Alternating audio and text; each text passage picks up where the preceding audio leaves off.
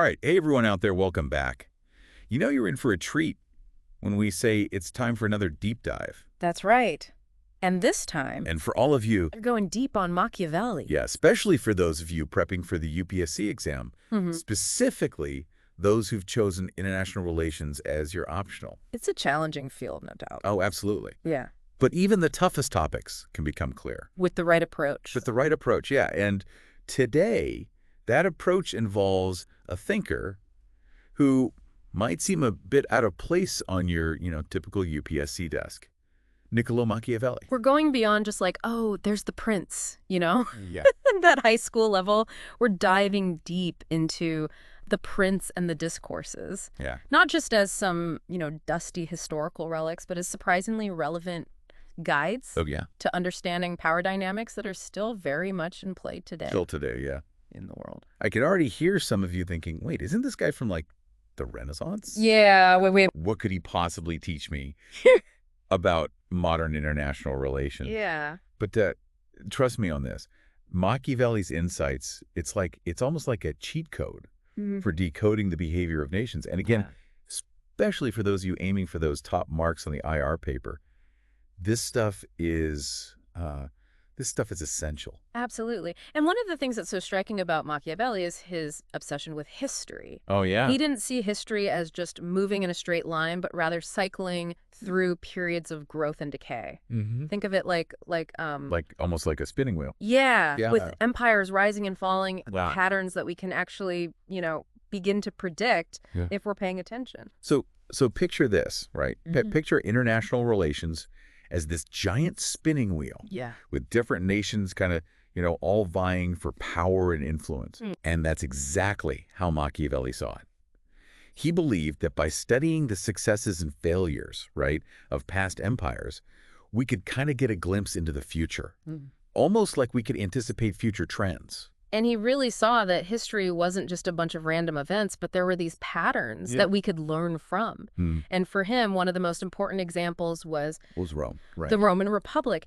He was fascinated by how this, incredibly powerful republic could eventually crumble. Yeah. And he saw it as like a case study almost in how internal divisions and corruption, especially corruption, can topple even the mightiest of empires. Sound familiar at all? Yeah. It's a lesson that's just as relevant today, right? Absolutely, yeah. I mean, think about the challenges that a lot of those those big superpowers are facing today. Yeah. I mean, it's the same kind of stuff, right? Yeah. So by understanding kind of what led to the decline of Rome, I mean, we can almost gain insights into the potential vulnerabilities of nations today. Right. And that's the kind of analysis that can really set you apart on the UPSC exam.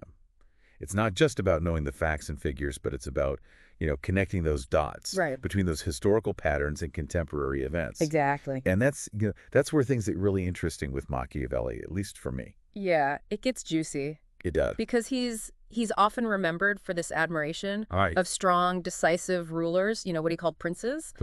But what's often kind of overlooked is his equally strong belief in the power of republics. Wait, hold on a second. Yeah. Now, wasn't Machiavelli all about those, ruthless kind of the ends justify the means princes?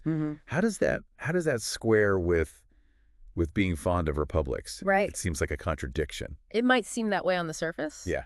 But there's a subtle brilliance, I think, to Machiavelli's thinking. Okay. He believed that republics, with their emphasis on civic virtue and liberty, were really the ideal form of government. Right. However, he also recognized that in times of corruption and chaos, a strong, maybe even a ruthless prince might be necessary to restore order. So it's not so black and white. No. He's saying maybe a prince in the right circumstances could actually lay the groundwork for a more stable republic in the long run. That's exactly right. Well, and this nuanced understanding of leadership styles and forms of government, I think, is crucial for anyone analyzing today's, complex world. Oh, it's like having this toolkit, right? Yeah. To dissect the motivations of leaders and to understand, how different political systems kind of how they transition. From one to another. Right. And I mean, you think about the different regimes we see across the globe, right? Yeah. From democracies to authoritarian states and everything in between. I mean, understanding those transitions, that is vital for anyone, studying international relations. And especially for those of you tackling the UPSC. Absolutely.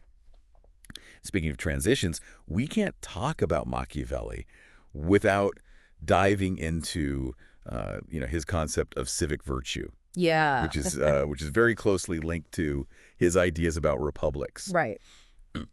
Okay, so let's unpack this civic virtue thing. It sounds, on the surface, pretty straightforward, right? Be a good citizen. Right. But I have a feeling Machiavelli had something a bit more specific in mind. Oh, yeah, definitely. It goes much deeper than that. It's not just about, following the rules or anything like that. For Machiavelli, civic virtue is really about citizens putting the common good above their own, personal interests. Okay. So think about it. Yeah. A republic can only really thrive if its people are willing to prioritize the well-being of the state as a whole. So it's not just about individual rights. Right. It's about responsibility, too. Sure, absolutely. Understanding that a healthy society needs its citizens to act in a way that benefits everyone. Right. It's a fascinating concept, especially when we consider how often, self-interest seems to dominate absolutely. the political landscape. He was very aware of that tension, that tension between individual ambition and the common good. Right. And, he saw corruption, right, the pursuit of personal gain at the expense of the state, yeah, as one of the biggest threats to liberty and stability. That makes perfect sense. If everyone's just looking out for themselves, the whole system just crumbles. Right. The whole thing falls apart. Like a disease. Yeah. It just eats away at the fabric of society. So how did he propose to combat this? Yeah. I mean, did he have any solutions? Yeah, he was a very practical thinker. Right. He believed that a strong legal framework and robust institutions were absolutely essential for keeping corruption in check. So, he argued that clear laws and effective enforcement could really encourage citizens to act in accordance with civic virtue, even when tempted by personal gain. So it's almost like creating a system where acting for the common good is not only, the right thing to do, but it's also in their best interest. Exactly. Interesting. Yeah, he saw that connection, that link between the two. Right. But he also acknowledged that, sometimes laws alone aren't enough. Yeah, I mean, people break the law all the time. All the time. And sometimes a society becomes so riddled with corruption that you need more. More drastic measures. More drastic measures. And that's where I think the idea of the prince comes back in. So in those extreme cases, maybe you need a leader. A strong leader. Yeah, who will enforce that order. Yeah, to get things back on track. Yeah. And lay the groundwork for a republic to kind of flourish again. Wow. It's a complex idea. Yeah. And perhaps a controversial one. Definitely. But it really highlights Machiavelli's very pragmatic approach. Right. He understood that sometimes you have to make tough choices to preserve the long-term health of a state. I mean, this is all incredibly relevant. It is. For those of you studying international relations for the UPSC exam. Yeah. I mean, think about how you can apply this to contemporary situations.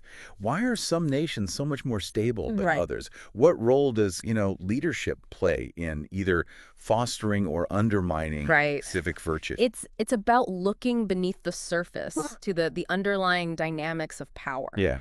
And Machiavelli gives you the tools to do that. Absolutely. And remember, he wasn't just interested in the internal dynamics of states, but also how they interact with each other. How they interact on the global stage. And I think one of his most enduring contributions to political thought is this concept of the mixed constitution. The mixed constitution. You mentioned that earlier. It's an idea he actually borrowed from the ancient Greeks. Right. But it's about not putting all your eggs in one basket. Exactly. Politically speaking, right. Right. Combining elements of different systems to create something balance. Yeah, more balanced, a more stable form of government. Machiavelli, like Aristotle before him, believed that the most stable and effective form of government combined elements of monarchy, aristocracy, and democracy. Wow, that's a lot. All three. Okay. The idea is that each system, with its strengths and weaknesses, could act as a check on the others, preventing any one group from becoming too powerful. So it's about distributing power wisely, Right. making sure that no single entity becomes too dominant. And this isn't just some dusty old theory. Right. This has real-world implications. Yeah, absolutely. Think about the U.S. system with its separate branches of government, the elaborate system of checks and balances. It's a prime example of how these ideas about balancing power have influenced modern democracies. It's amazing how these ideas that were, conceived centuries ago are still shaping how we govern ourselves. Yeah. And for those of you prepping for the UPSC, this is the kind of analysis that will help you, understand the complexity of international relations. Absolutely. And really, score high marks on that IR paper. And it's not just about exam scores.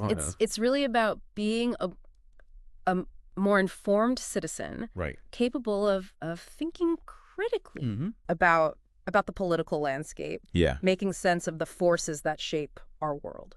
Now, before we wrap up this deep dive into Machiavelli, we want to leave you with a final thought-provoking question. Yeah. We've covered a lot, right? I mean, Machiavelli's fascination with history and these really interesting ideas about republics and princes and civic virtue. But I think the big question for a lot of people is his work cynical? Right.